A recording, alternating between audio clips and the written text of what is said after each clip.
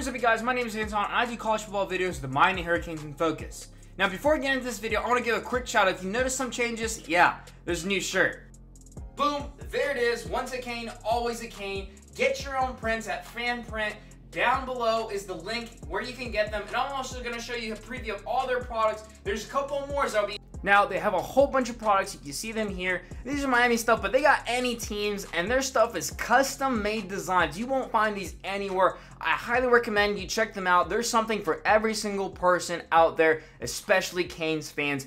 Be sure to check out and rep your team like nobody else with Fan Print designs. This video is going to be different. I'm going to keep it very short and simple with the reports and the news updates. It's just a whole bunch of injuries, really. You guys see for yourself and evaluate yourself who is doing the best. So far with the injury news, we have Brevin still out, Mark Carter out, Corey Gaynor now is out, but he'll probably be soon to return. Jeff Thomas was kind of limited in the scrimmage this Saturday, but he was practicing fully today, so keep an eye on that. Burns is actually out for all of spring. He's having a procedure done on him, so those are your injuries, the updates there. But here's all the videos that we can get, and big shout out to the medias that were able to create these videos and share them. Be sure to check them down below. I have the links in the description. These video clips are not mine, but I want you guys to see all of them summarized together and hear what the coaches have to say about the players for spring practice number 10. And of course, at the end of the day, guys, we know it's always all about the you.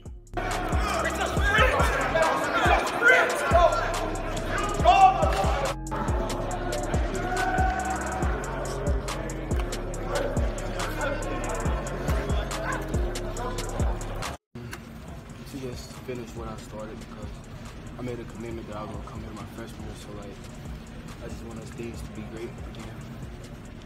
How much easier, or what kind of, how was your decision process affected when Coach Diaz was named the new coach?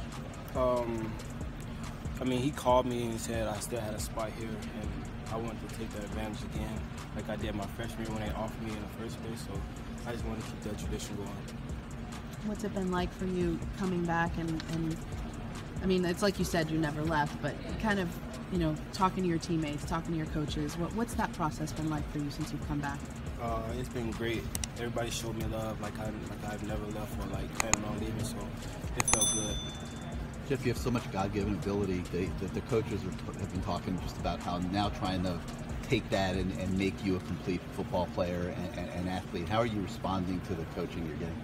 I'm responding really well. I mean, I'm taking coaching every day, fixing my mistakes on and off the field, so I'll be a great parent.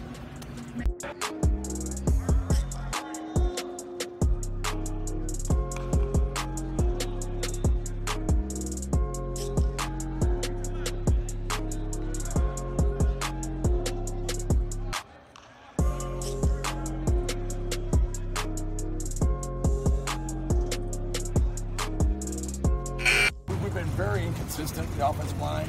We've been shuffling guys in and out of there. We've had some injuries. We had to move Donaldson to center on Saturday. He hasn't played center all spring, but he did a tremendous job moving into center for us to allow us to scrimmage. But really, there's been no continuity because we've just been trying to figure out who's who, who's a guard, who's a tackle, who's a starter, who's a two. You with me? So it's been bad, hard that way. Especially again with the defense doing as much as they're doing, it's been very difficult to get continuity. But again, we'll benefit from all these things as we move forward. But we're just trying to figure out. We had a true freshman playing left tackle in the scrimmage Saturday, and he's battling and doing things in there. But as I told him, he should be getting ready for the senior prom right now. We got him out here blocking one of the best defenses in the country. So the Coach Barry's doing a tremendous job with these guys. He is a technician. He is a fundamental, detailed football coach. He's very, very disciplined. He's a great teacher, and he's very demanding, and these guys will all benefit from his tutelage. And I think at the end of the day, we're going to have an offensive line that we're going to be really excited about. Thanks a lot. Thanks.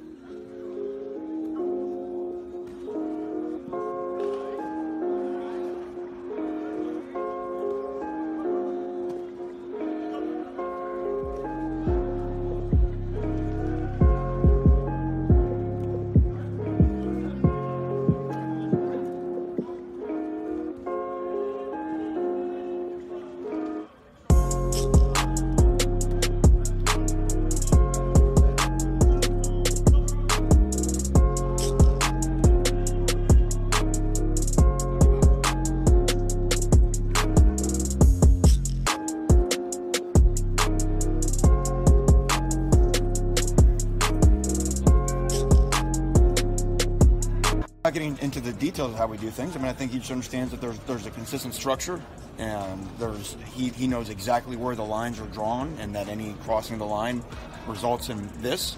And if you walk the line, it results in that. And so this is beyond Jeff. I mean, this is, I think, what all, you know, children want from their parents, and what all players want from their coaches. They want a strict set of guidelines. They want to know that the goalposts don't change day to day, and that they all want to know that there's also accountability for their actions. What kind of difference does he make in your offense?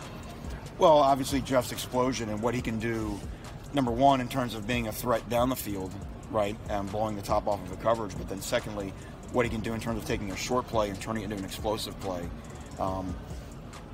You know, he's shown in the ACC the last couple of years to be one of the top guys at that skill. So we'll have a lot of different ways to try to give him the ball, and he's learning all that type of stuff, and he's learning some things in terms of his route running and things that we really think that can take him to the next level.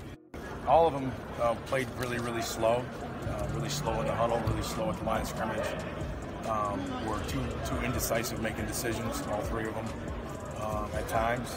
And their pocket demeanor, pocket posture got them in problems at times. And then when they played more decisive and when their feet were good, they played very well. So it was the same for all three of them. The defense totally dominated the offense the entire day, so it was hard to really get a huge evaluation of the three quarterbacks. One thing the three of them did do is they didn't turn the ball over, which was good. They took way too many sacks, but they didn't turn the ball over and throw it into trouble.